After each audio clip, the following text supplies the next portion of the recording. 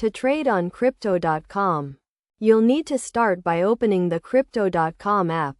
From there, click on Buy Now to initiate a purchase. If you already have funds in your account, you can proceed with the same method.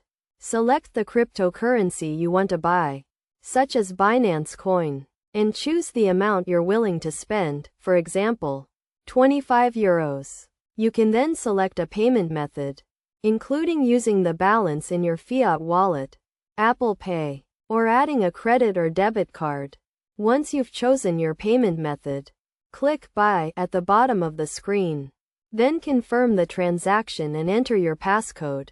Once you're ready to sell your cryptocurrency, navigate to the Accounts section at the bottom of the screen. Then click on Crypto Wallet. Select the cryptocurrency you want to sell, and click on the Sell button.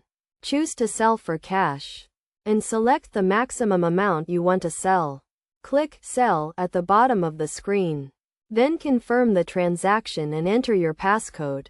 After completing the sale, the funds will be returned to your fiat wallet, where you can use them to purchase another cryptocurrency.